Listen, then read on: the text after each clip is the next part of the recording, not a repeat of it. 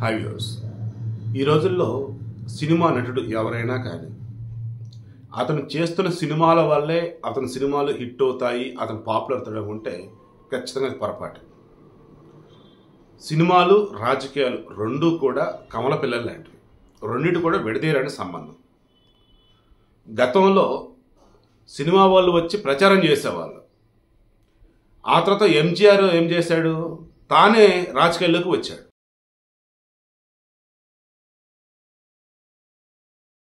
ఇక అప్పటి నుంచి అటు సినిమాలు చేస్తూనే ఇటు రాజకీయాల్లో ఉంటున్న వాళ్ళు పెరిగిపోతూ ఉన్నారు.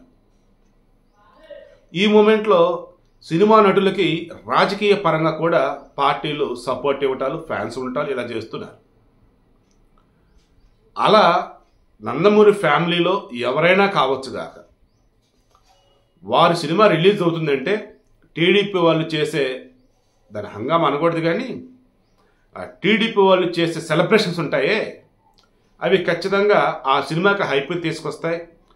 First day second day collections వచ్చేలా చేస్తాయి.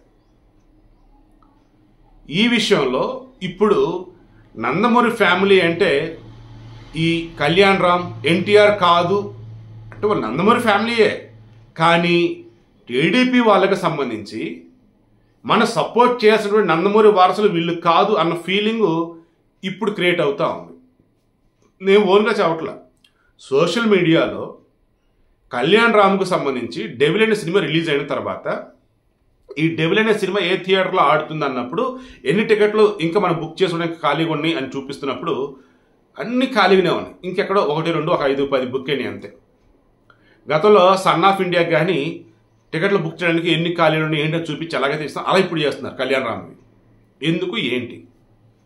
రీసెంట్గా కళ్యాణ్ రాము ఈ devil cinema pre release event అప్పుడు కానీ లేదన్నప్పుడు ఆ తర్వాత కానీ అంతకుముందు కానీ ఇలా చెప్పుకుంటూ పోయినప్పుడు రాజకీయపరమైన అంశాలు వచ్చినప్పుడు చాలా క్లారిటీగా ఉన్నాడు. ఏమని, ఇది సినిమా, ఇక రాజకీయం అన్నప్పుడు కుటుంబం అంతా ఆలోచించి మాట్లాడతారు అన్నట్టు.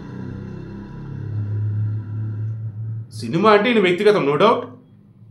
రాజకీయం అన్నప్పుడు, సపోర్ట్ అన్నప్పుడు ఏదైనా సరే వీళ్ళు మాట్లాడేది ఏంటి ఎప్పుడైనా కానీ, తాత నందమూరి తారక రామారావు పెట్టిన టీడీపీ పార్టీకే మా సపోర్టు, ఆబ్వియస్లీ ఆ పార్టీకి ఇప్పుడు అధినేతగా ఉండే చంద్రబాబు గారు ఎవరైతే ఉన్నారో ఆయన ముఖ్యమంత్రి కావాలి, ఇది వీళ్ళకి చెప్పాల్సింది అండ్ జనరల్ ఎక్స్పెక్ట్ చేసేది.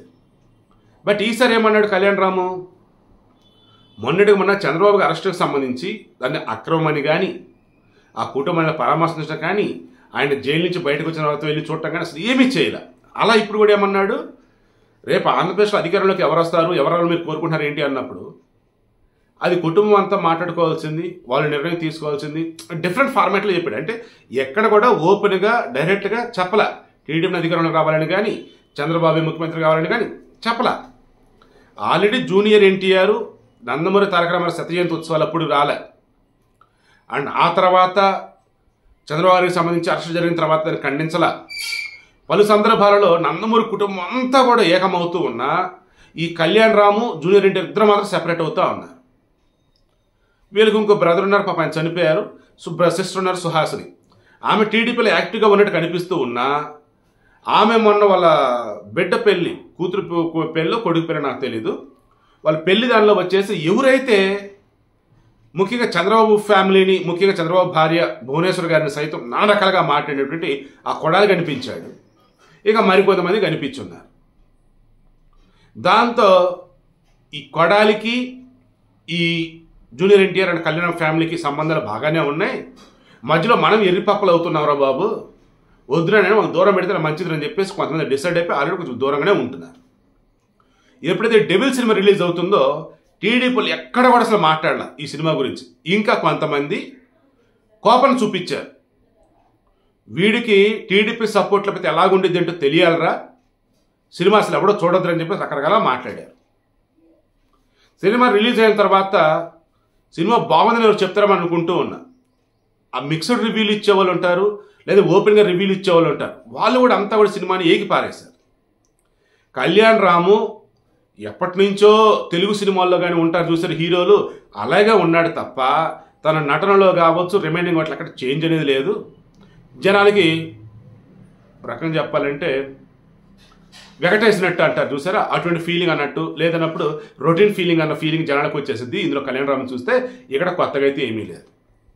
ఇక సినిమా స్టోరీ, ఇప్పుడు బ్రిటిష్ కాలం నాడు సుభాష్ చంద్రబోస్ పట్టుకోలేనట్టుగా ఆ బ్రిటిష్ వాళ్ళ టీంకి ఇతను ఒక స్పైగా పనిచేస్తున్న డెవిల్గా, ఈలోపు ఒక జమీందారి బిడ్డ చనిపోతే ఆమె హత్యను తెలచడం కోసం అక్కడికి వెళ్తాడు.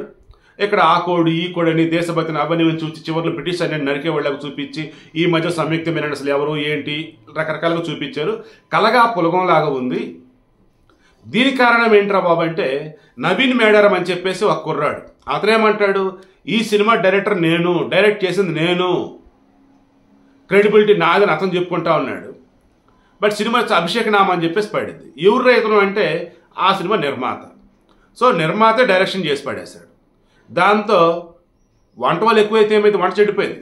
అలా ముందున్న దర్శకుడికి ఆ తర్వాత వచ్చిన మొత్తం తేడా కొట్టేసింది. సో సినిమా పోవడానికి అదొక కారణం అంటారు.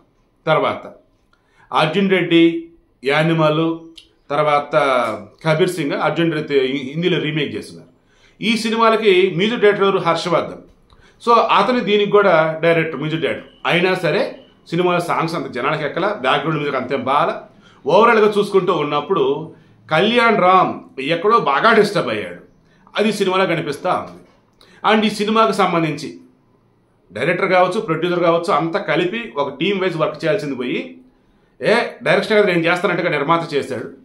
అండ్ మరో హీరోగా ఉన్నటువంటి కళ్యాణ్ రామ్ జాగ్రత్తలు తీసుకోలేదు.